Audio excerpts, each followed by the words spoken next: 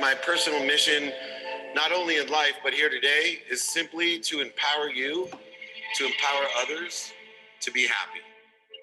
Today, we have an extraordinary opportunity because we can reach about 1/8 of the world and change the world in one simple day.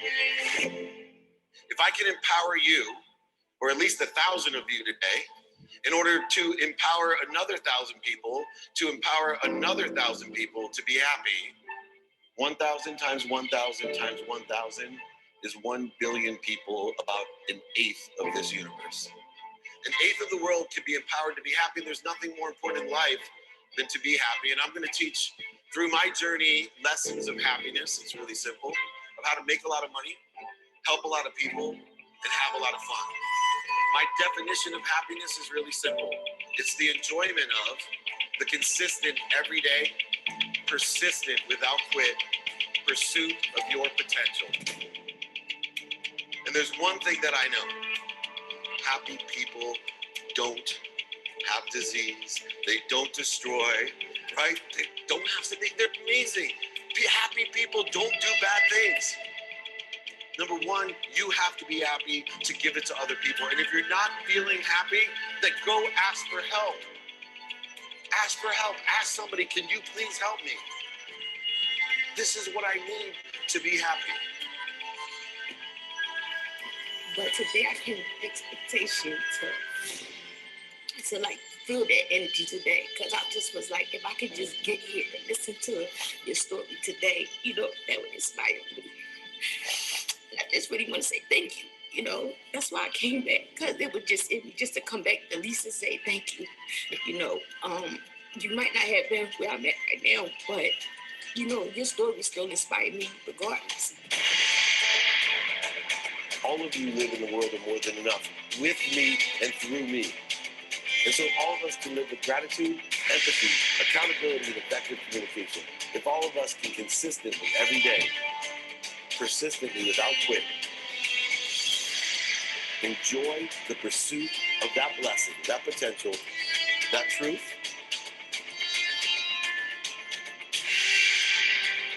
we can manifest everything we desire.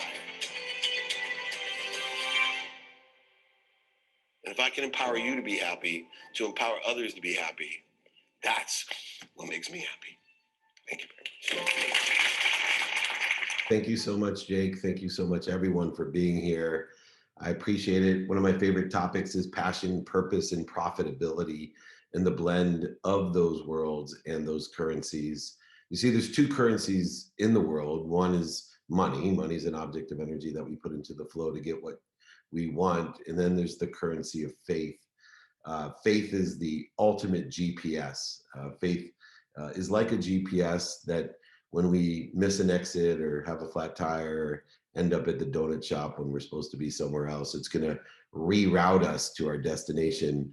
But what makes it a super powered GPS is that it actually will reroute us to a better destination, a better place, a better position, or make our situation even better. And so I'd like to talk today about how we can be passionate, purposeful, and profitable to blend the currencies of money and faith in order to effectuate that abundant happiness, that abundance of living in a world of more than enough.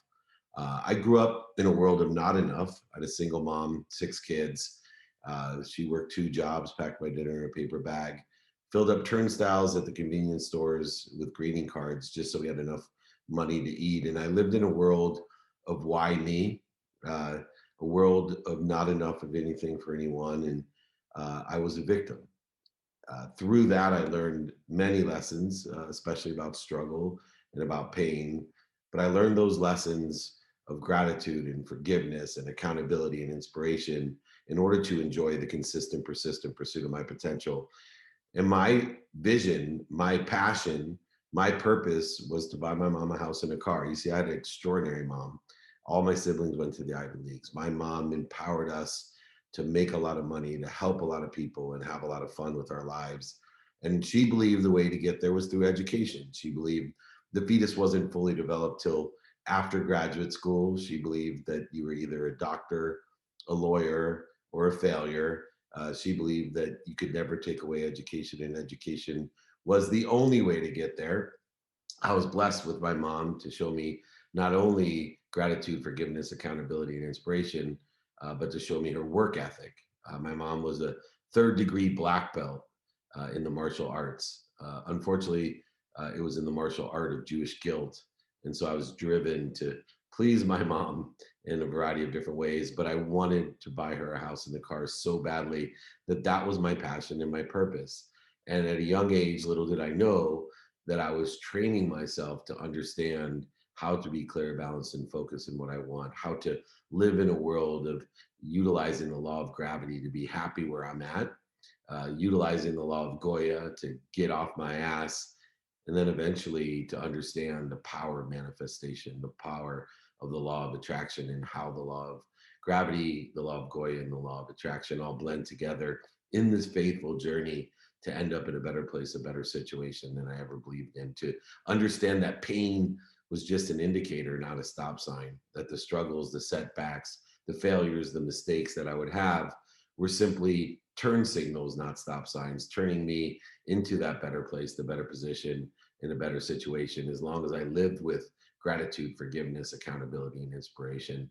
And so as I worked really hard and made many choices, I ended up graduating law school with two opportunities. You see, when you're driven to make a lot of money, whatever the passion and the purpose of making that money is, I was under the guide or the belief that money buys love and happiness. And I thought for sure that when I bought my mom a house and a car, that I'd be happy. In fact, at 22, graduating law school, I had two job offers. The advantage of thinking money buys love and happiness is, unlike my siblings who were driven to be educated and went to Harvard, Penn, Columbia, and be doctors, lawyers, and failures, they were very closed minded about what they could and couldn't do. They wanted for themselves what other people wanted for them, where I wanted what I wanted for myself, not what other people wanted, not what was missing as a victim in a world of not enough, not which I didn't want, which so many people wish for what they didn't want and wonder why it comes into their life. But I now was going to transcend into a world of for me. Instead of to me, everything was for me. And I call this the world of just enough. Instead of taking a law job, I got offered a job to be an oil and gas litigator and make a lot of money so I could buy my mom a house and a car. I was going to work in the internet in 1992. And I actually asked my mom what I should do, my great advisor. And without blinking, she told me the internet was a fad. I'd be making a huge mistake if I pursued a career in the internet. And I should be a real lawyer and make a lot of money and buy her the house and the car. For the first time in my life, I voted for what I wanted. And I ended up 9 months out of law school being a millionaire. Everything from that day on, from 24 until 34, I believe money buys love and happiness. I sold that company in 1995 for $3.4 billion. I went to the Silicon Valley, raised hundreds of millions of dollars. By the time I was 30, I was married to my dream girl who I met in the fourth grade, who my best friend Rob actually asked her to go study for me in the sixth grade. And she said, no, tell him to ask me himself. And he embarrassed me in front of everyone. So I threw an egg at her. Somehow, over those next 20 years, I convinced her to marry me. I lived in my dream house. I had everything I ever wanted. I ran the most notable, actually, I ran the first smartphone division at Samsung. So at 30 years old, I was a multimillionaire running a Windows CE Samsung manufactured device called the PCE phone. And I thought I was happy. I had everything I ever wanted. Everything to me was in the world for me. I was very charitable. I believe the more that I gave, the more I received. And at 30 is when I got my first warning that I may not actually be happy, that I may be lost. I received a birthday present from my father when I was 30 years old. It was the first birthday present I got in 20 years. I had hated my father because he had forgotten my birthday at 10, but not because he forgot my birthday, but at 10, he told me he didn't believe in birthdays, that he didn't forget my birthday, even though he was celebrating his girlfriend's birthday, his birthday, my siblings' birthdays. And at 10 years old, I realized my dad was a liar, a cheater, a manipulator, an overseller, and a back end seller. But now at 30, with the world in my hand, anything that I wanted, living in the world of for me, My dad gave me a birthday present. A big box came, and when I opened it, it was a sport coat, and it fit perfectly. And so I started to cry. And my wife said, "Why are you crying?" I said, "Because my dad hasn't given me a gift in 20 years. And when he did, he actually cared enough to figure out exactly the size that I was." And I looked inside to see if it said especially made for David Meltzer's 30th birthday. I looked to see if it was Armani or Boss or whatever. And he had torn out all the lining of the jacket, he had torn out all the pockets. I immediately went from bliss to enraged. I couldn't believe that he was punishing me after all these years, that there was always something tied to my father's love. He was never proud of me, I was never enough for him, and he was always punishing me. So I called him up with great anxiety and anger and frustration, and I said to him, "Dad, why are you punishing me?" And he said, "What are you talking about?" I said, "I got your birthday present. Why are you punishing me?" He said, "What are you talking about?" I said, "You gave me a jacket I can't wear. Why are you punishing me?" He said, "I'm not punishing you, son." He said, "I sent that to you to remind you that money doesn't buy love, that money doesn't buy happiness. I sent it to you to remind you you are just like me.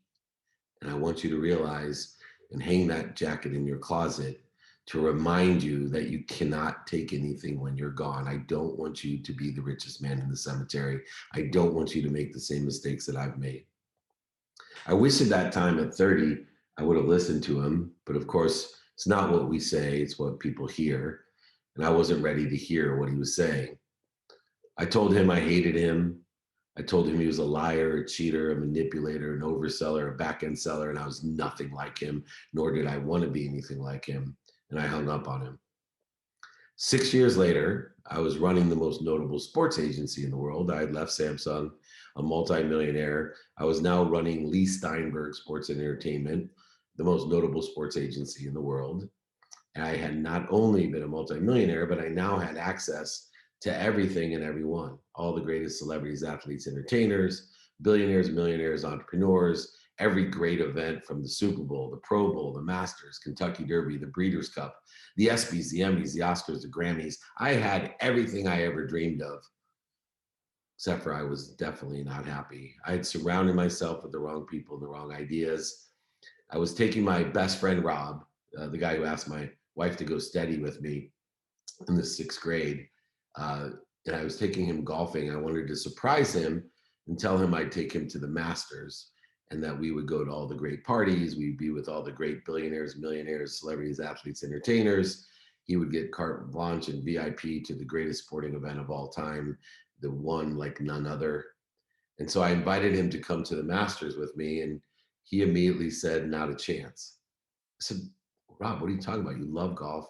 You love the Masters. This has been a dream of yours, a bucket list item. We're going to go first class with all the VIPs in the world. Why wouldn't you go with me?" He said, "Dave, I don't like who you hang out with, and I don't like what you're doing." I looked at him and I said, "Rob, I'm not doing what those guys are doing. What are you talking about? Just come to the Masters with me." He then said, "David, you can lie to me all you want, but don't lie to yourself." I left there torn.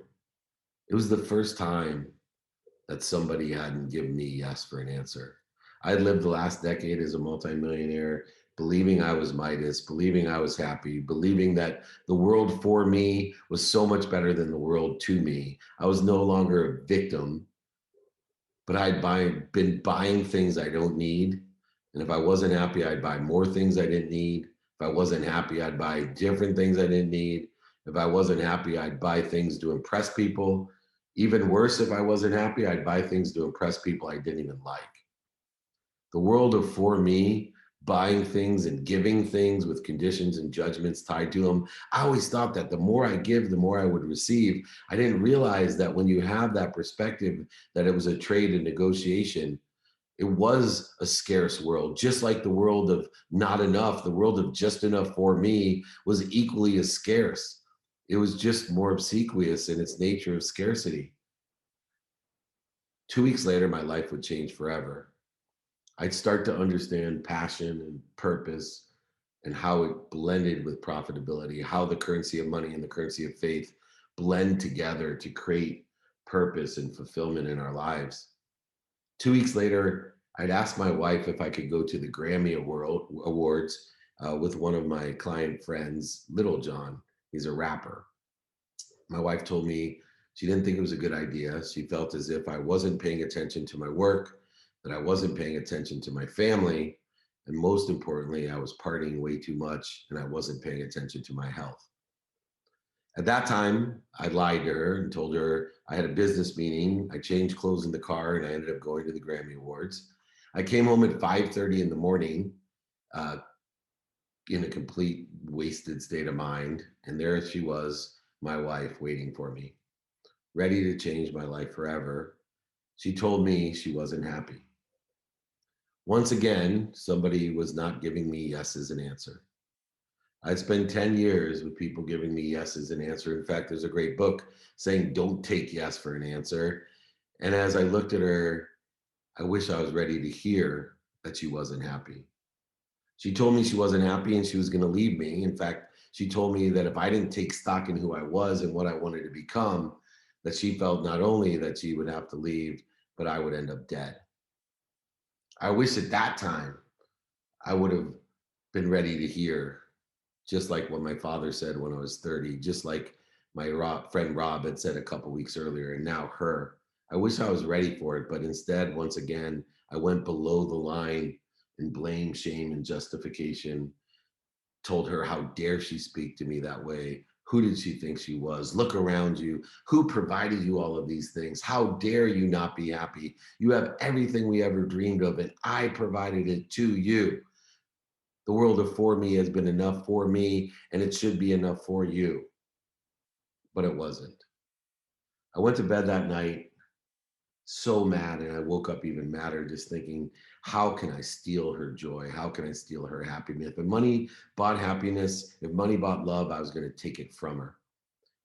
And I was thinking about what divorce lawyer to call as I looked over into my closet, and my life would change forever. So I looked over in the closet, and the first time in years, I saw that jacket, that stupid jacket that my dad had given me. And I started realizing that I didn't hate my father. I didn't hate Rob. I didn't hate my wife. I hated myself. I was a liar, a cheater, a manipulator, an overseller, a back end seller, and I wasn't happy. And so I sat there in tears thinking about taking stock in who I was and what I wanted to become. And I came up with those four values that I keep talking about: gratitude, which gives me perspective, that allows me to find the light, the love, and the lessons in everything, allows me to learn to love everything I do, all the activity I get paid for and all the activity I don't get paid for. Forgiveness, which brought peace and certainty. If I pursued to forgive the unforgivable, if I could pursue to forgive myself, I could give forgiveness to others. And of course, accountability. I had been living in liability for so long, and blame, shame, and justification. I'd forgotten that I am accountable and in control in my life, that I am accountable for everything in my life, that I have attracted it to myself through the law of gravity, Goya, and attraction, that I myself am accountable, and that I must learn from what I've attracted to myself. I must find the light, the love, and the lessons. And if I did, I could live in a new world, a world of more than enough. No longer did I have to be a victim where everything happened to me, in a world of not enough of anything. Not anymore do I have to live in a world for me, this false positive world of buying things I don't need to impress people that I don't like, giving to receive. But instead, I could effectively communicate and realize, what am I attached to? What's through me for others? I am connected to the greatest source of light, love, and lessons. And through gratitude, forgiveness, and accountability, allowing it to come through me for others with that appreciation, adding my value to it, no longer giving to receive, but instead receiving so I can give, to empower over 1,000 people, to empower 1,000 people, to empower 1,000 people to be happy. 1,000 times 1,000, a million times a thousands, a billion. I could change the world and create a collective consciousness by allowing those things to come through me for others. And my life would change that day. 2 years later, after I've had that transformational experience and saved my marriage and Ended up running the most notable sports agency. I ended up going bankrupt. I lost over $100 million. Still to this day, one of the greatest things that's ever happened to me, because I realized at that time what unconditional love was. I realized that time what my true passion, purpose, and how to truly be profitable, when I could start over by living in the world of more than enough and proving to myself that there is an abundant world, a more than enough of everything for everything, that I am healthy, I am wealthy, I am happy. What am I doing to interfere with it is what the question should be, what the perspective should be. I shifted the entire paradigm of my life to live in a world of abundance. And I did it with 5 daily practices. And I'm going to go through those real quickly. These 5 daily practices are what allows me and you to live with passion, purpose, and profitability. Most people think that you need to know your why in order to have purpose and passion in your life. It's a mistake. It's a false bravado of meaningful living. What you need to know is your what. Every day, you need to take inventory of your values, of your what. What do I want personally today? What do I want experientially today? What do I want to give? Service, value. What do I want to receive? Most people have such a huge problem receiving. Most people don't have a problem giving. What do I want to receive through me for others? And it needs to be a weighted balance. It needs to be a weighted balance that's not afraid of being a hypocrite, not afraid of saying I've changed my mind, not of saying I've made mistakes and had setbacks and failures, void shortages and obstacles that have taught me the lessons. So I've changed for tomorrow, expand, grow, compound my interest, and accelerate my life to a bigger, better place. We need to know our what. And after you know your what, you need to know your who. You need to know who can I help with these values, with these inventories, and more importantly, who can help me. My life changed when I realized in person, on the phone, via email, traditional and digital media, all I needed to do was ask, do you know anyone that can help me? Knowing your who after knowing your what. Remember, the easiest way to get to where you want to be is to find someone who's already there and ask them for directions. The best thing we can do is ask for help and ask if anybody knows anyone that could help us. On average, most people know 1,000 people. Imagine how much help you could get if every day you asked in person, on the phone, via email, and traditional and social media, do you know anyone that can help me? You can expand and grow at such a compounded rate. It's incredible. And after you know your what and know your who, that's when we know our how. In order to know your how, you need to be a student. Now, the definition of student is directly related to the mathematical equation of luck.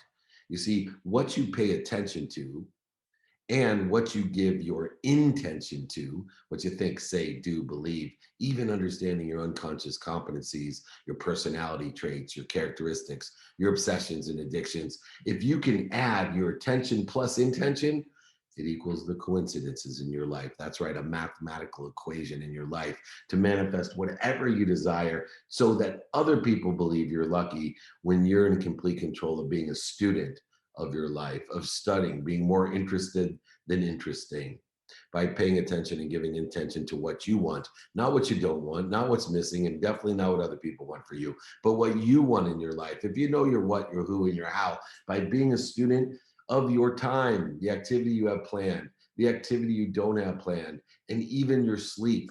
You see, my tomorrow starts today.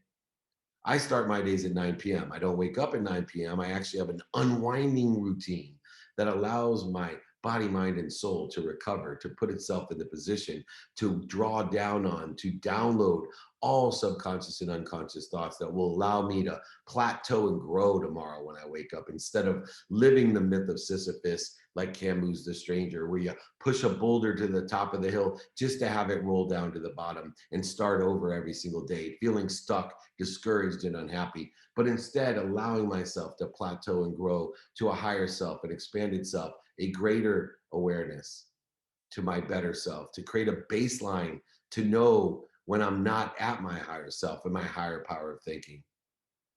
I use that being a student of my calendar with a lens of productivity, of how much value I'm going to provide according to my what, my who, and my how.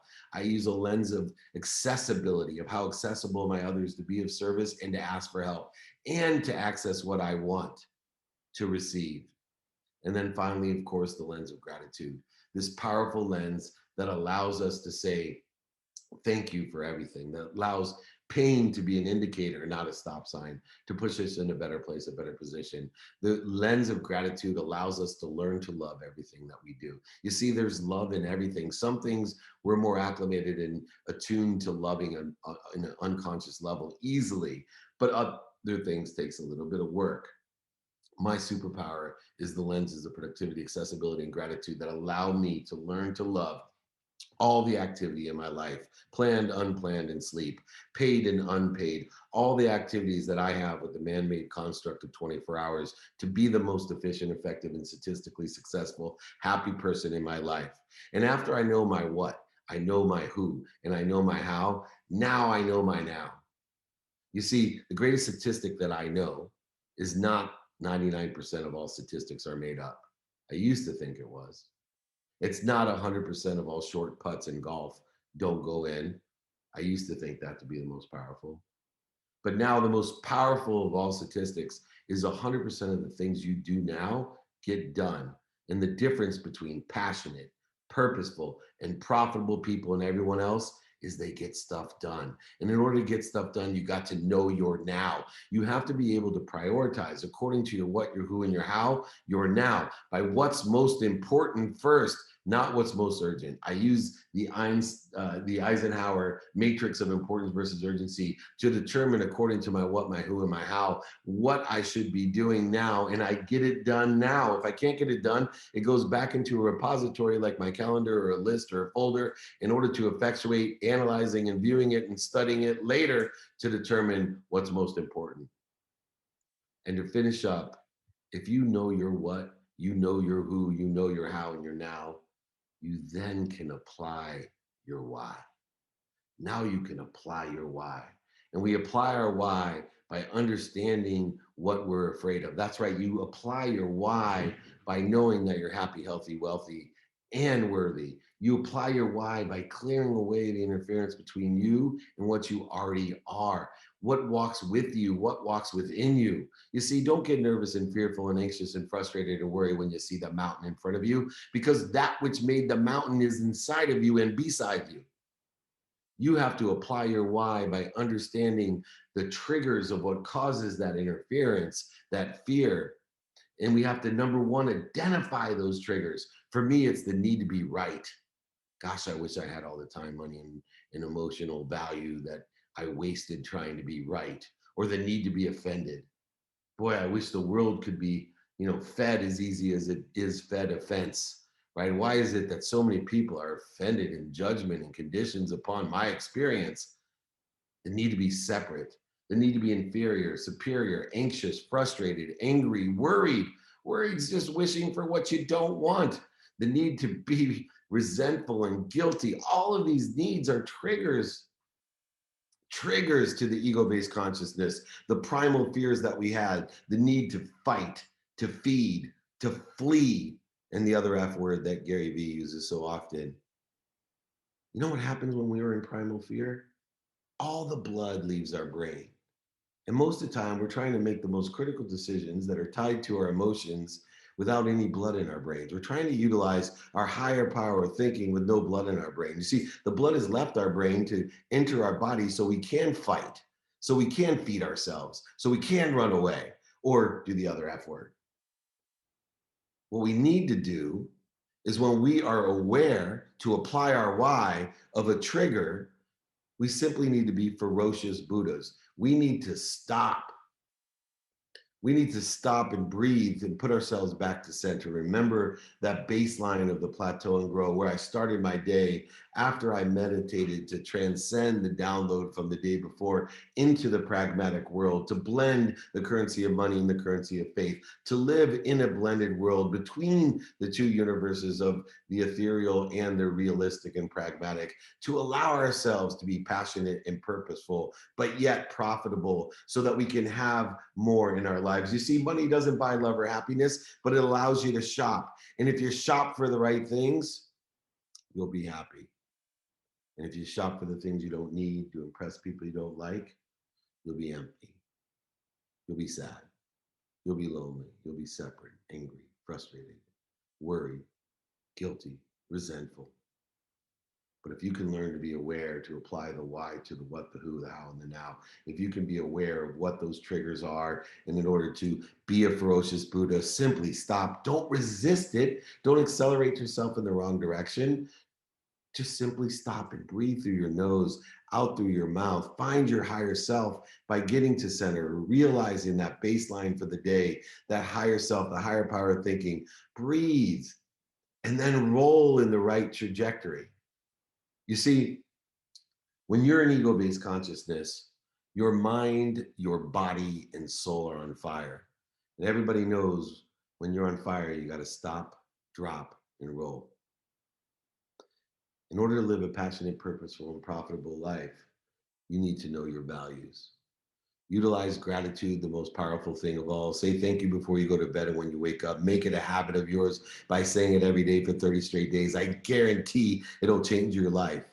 Although by tonight, half of you won't say thank you. Within tomorrow morning, another half of us won't say thank you. Within 3 days, almost all of us won't say thank you. But thank you and gratitude will allow you to find the light, the love, and lessons, and make pain an indicator, a turn signal, not a stop sign. Be forgiving. Allow peace to control your life and certainty within the context of that peace.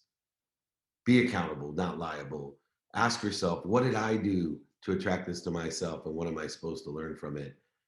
And you will be an effective communicator. You will live in the world of more than enough. Everything will come through you for others with appreciation and forgiveness and accountability to increase and expand more than enough of everything for everyone. And if you utilize those 4 values of gratitude, forgiveness, accountability, and inspiration with the 5 daily practices of knowing your what, knowing your who, knowing your how, and knowing your now, and realizing all I now have to do is apply my why, to be aware of the triggers, to stop, drop, and roll, to be a ferocious Buddha, to empower others, to empower others, to empower others to be happy. I'm looking for 1,000 of you. I'm here today to ask for you for your help. I'm looking for 1,000 of you to empower 1,000, to empower 1,000. I'm more than happy to send you the 5 daily practices, to give you my book. I'm available at david@dmeltzer.com, david@dmeltzer.com. We'll put it into the chat for you. I appreciate everybody's time. I think I have time for one quick question. I know we started late, but if anyone has a question, I'd love to answer it. Most importantly, remember, be kind to your future self and do good deeds.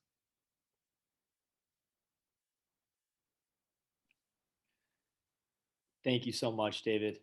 As Dave mentioned, he has time for one question. So if anyone wants to ask a question, just unmute yourself. If not, I have a question. So we'll give it a few seconds here if anyone wants to chime in and ask a question. Hey, David, this is Karen Wood from Macomb County, Michigan. How are you? I love Michigan. Go blue. Go green. Even better. I'm sorry. What books are you reading?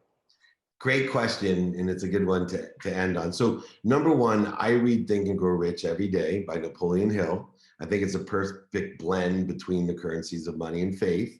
I read The Course in Miracles every day to help me utilize the awareness that I have and forgiveness especially. I read The Power of Intention by Wayne Dyer every day. Currently also reading Karma by the Sadhguru, Atomic Habits with James Clear. And then the final book that I just got, that I just started yesterday, is Winning with Tim Grover, who had worked with Michael Jordan about the unforgiving nature of winning and greatness. And those are the books that I'm reading currently, the ones that I read every day. And the current books, I believe, whether it's audiobooks, ebooks, or reading, that you need to surround yourself with the right people and the right idea. And books are a great way to do that, even for people that may not even be with us anymore. Thank you so much.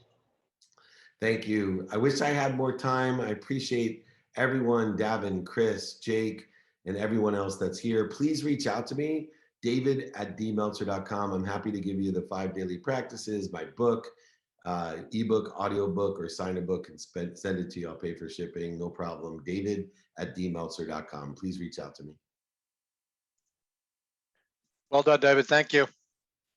Thank you, buddy. Take care, Chris. Be great, man. Be great.